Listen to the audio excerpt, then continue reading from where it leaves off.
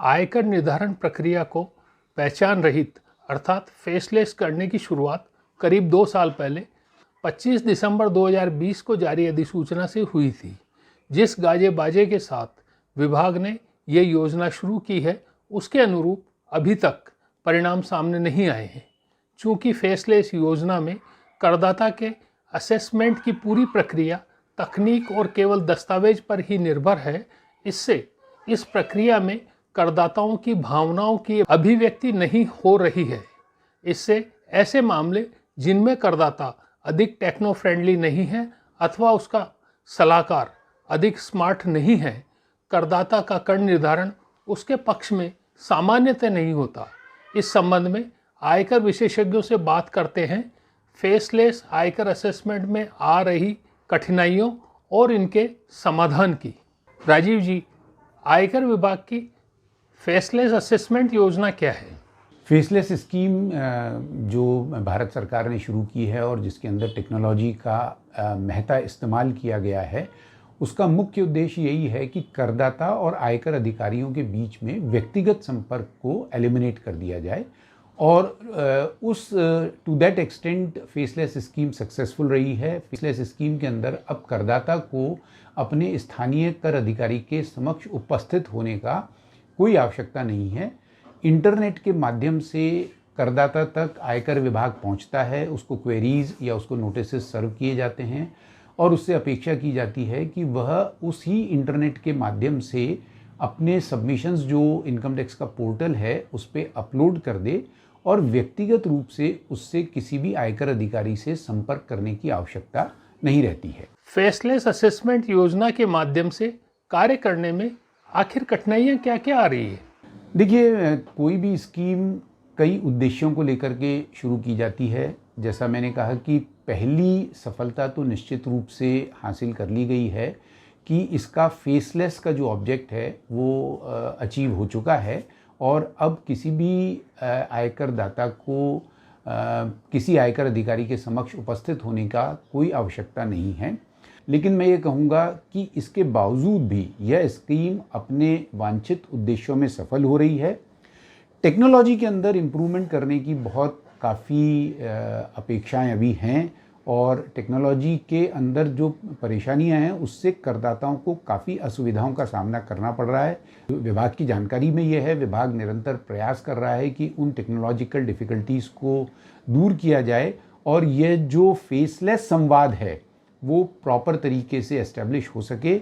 अभी बहुत बारी संभावना ये होती है कि जो जवाब अपलोड किया गया है वह आयकर अधिकारी तक नहीं पहुंच पाता है और कई असेसमेंट ऑर्डर्स ऐसे देखे गए हैं जिनके अंदर उन जो सबमिशंस दिए गए हैं, जो जवाब प्रस्तुत किए गए हैं, उनका कोई भी ध्यान रखे बिना कर का निर्धारण कर दिया गया है और कई डिमांड्स उनके अगेंस्ट रेज कर दी गई हैं।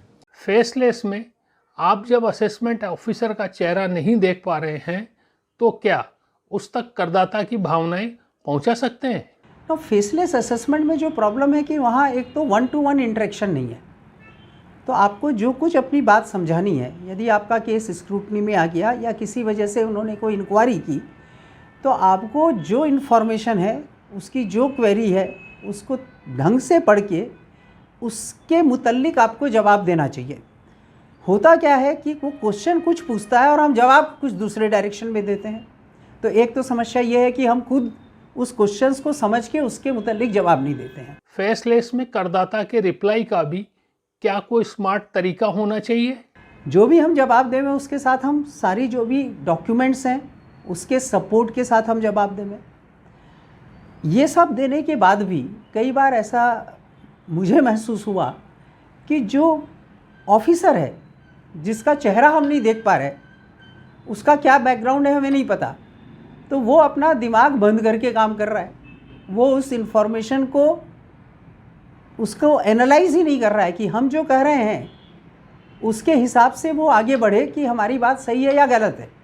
तो कुछ असेसमेंट तो ऐसे होते हैं जो बिल्कुल हमारे इंफॉर्मेशन को, हमारे जवाब को देखे बिना वो एडिशन कर देते हैं, क्योंकि उनके पास कोई एक इंफॉर्मेशन है कि साहब ये चीज़ है इनके साथ में, तो वो मैंने दिखाई है नहीं दिखाई है इन सबको देखे बिना वो उसका एडिशन कर देता है। कुछ तो समस्या इस तरीके की आ जाती है।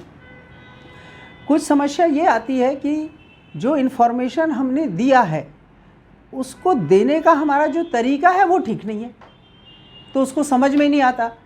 आपने एक इन्फॉर्मेशन दी और आपके साथ में डॉक्यूमेंट लगाए, मान लीजिए 500 पेज का डॉक्यूमेंटेशन है, तो आप जहाँ रिप्लाई बनाते हैं वहाँ पे आपको बिल्कुल पॉइंटेडली बताना चाहिए कि ये जो मैं जवाब लिख रहा हूँ इसका रिलेटेड डॉक्यूमेंट उस पेज पे है, ताकि वो ऑफिसर उस पेज को जाके देख सके। तो जो हमारे को जो रिप्लाई देना होता है उसमें एक स्किल इन्वॉल्व है, एक उसमें जब तक हम उस स्किल से उस रिप्लाई को नहीं बनाएंगे तो जो करस्पॉन्डिंग पर्सन है जो उसको देख रहा है वो उसको समझ ही नहीं पाएगा कि हम कहना क्या चाह रहे हैं।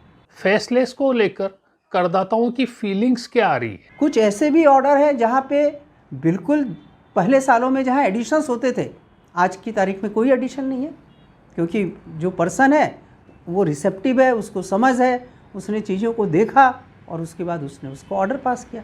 तो दोनों तरीके के मिक्स्ड इसमें आपको फीलिंग है लोगों की। कुछ लोग कहते हैं हमारा केस ख़राब हो गया, कुछ कहते हैं हमारा बहुत अच्छा हो गया। जैसा कि आयकर विशेषज्ञों का मानना है कि फेसलेस असेसमेंट व्यवस्था में अब भी कई सुधार अपेक्षित हैं, जिससे आयकर निर्धारण प्रक्रिया को गति मिल सके और ये योजना अपने लक्ष्य प्राप्त कर सके।